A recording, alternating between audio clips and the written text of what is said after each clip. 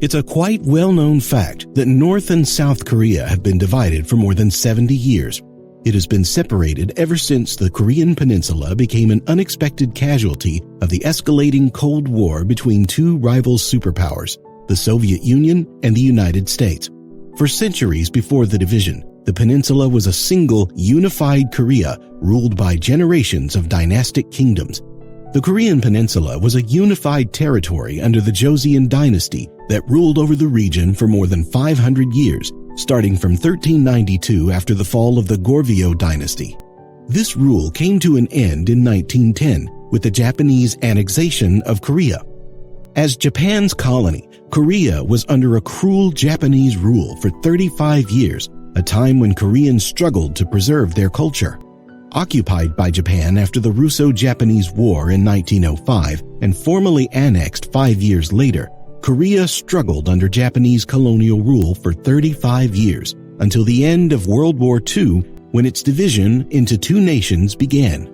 After Japan's defeat in World War II, Koreans aspired to be a free nation, but were little aware of what they were going to suffer next. The catalyzing incident is the decision that was made without the involvement of the Koreans between the Soviet Union and the United States to divide Korea into two occupation zones. The most pertinent questions regarding the split of the Korean Peninsula are why did it happen and who was responsible for it. Japan was on the verge of surrender in 1945, and the USSR was advancing ahead through Korea, crushing the Japanese army when the news of Japan's surrender broke out. The U.S. at that point did not have a base in Korea and feared full takeover of the peninsula by the Soviet forces. The absence of U.S. troops was mainly due to a miscalculation of when Japan would surrender. To restrict the USSR from seizing the entire peninsula, the U.S. suggested a temporary division of the Korean Peninsula between the U.S. and USSR. Why was Korea divided? In August 1945, the two allies divided control over the Korean Peninsula. Over the next 3 years, 1945 to 48, the Soviet Army and its proxies set up a communist regime in the area north of latitude or the 38th parallel. South of that line, the military government was formed and supported directly by the United States. While the Soviet policies were widely popular with the bulk of the North's laborer and peasant population, most middle-class Koreans fled south of the 38th parallel, where the majority of the Korean population resides today. Meanwhile, the U.S.-supported regime in the south clearly favored anti-communist, rightist elements. The ultimate objective was for the Soviet Union and the United States to leave and let the Koreans figure it out. But did it really happen? The trouble was that the Cold War intervened, and everything that was tried to create a middle ground or to try to unify the peninsula was thwarted by both the Soviet Union and the United States not wanting to give in to the other.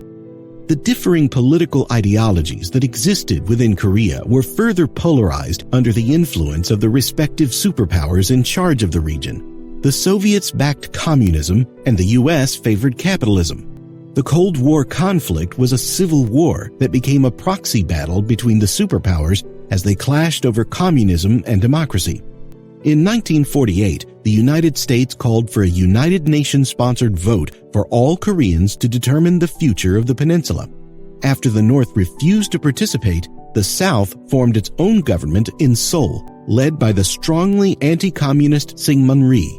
The North responded in kind, installing the former communist guerrilla Kim Il-sung as the first premier of the Democratic People's Republic of Korea in the capital of Pyongyang. The consequence was the Korean War. Peace could not be maintained for long. In mid-1950, DPRK, backed by the Soviets, saw a chance to unite the entire peninsula under communist rule and launched an attack on ROK. On June 25, 1950, North Korea invaded the South in an attempt to spread communism. The DPRK army, in a span of 3 to 4 months, engulfed the entire peninsula. The UN and US forces came to the aid of South Korea, pushing the invading forces back across the border. However, as the UN intervened, troops from around 15 nations, with a majority from the US, came as reinforcement from South Korea. Matters complicated further when China backed DPRK. In 1953, fighting ended in an armistice, giving birth to the Demilitarized Zone, a heavily guarded border almost along the 38th parallel. The Korean War, 1950-53, which killed at least 2.5 million people, did little to resolve the question of which regime represented the real Korea. It did, however, firmly establish the United States as the permanent enemy and rival of North Korea, as the U.S. military bombed villages, towns, and cities across the northern half of the peninsula. In October 1950, the American forces advanced to complete the war, but were stopped by Chinese troops who had come to their neighbors' aid. The armistice that ended that conflict in 1953 left the peninsula divided much as before, with a demilitarized zone running roughly along the 38th parallel. Unlike another Cold War-era separation, between East and West Germany, there has been extremely little movement across the demilitarized zone between North and South Korea. North Korea is run by a dictatorship and has been ruled by the Kim dynasty since 1948.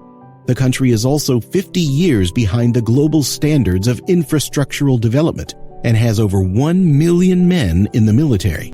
On the other hand, South Korea believes in democracy, freedom of speech. After the war, South Korea transformed itself from an agricultural economy into a business-leaning nation, with Seoul being ranked as the world's leading digital city, while South Korea as a whole is considered the tech capital of the world. North Korea consistently objects to the presence of U.S. troops in South Korea. The joint military drills held every year between the U.S. and South Korea, but the U.S. has repeatedly said that North Korea first must abandon its nuclear weapons before any sanctions can be lifted. Thank you for watching. I hope you enjoyed this video. Make sure to subscribe to our channel if you haven't already.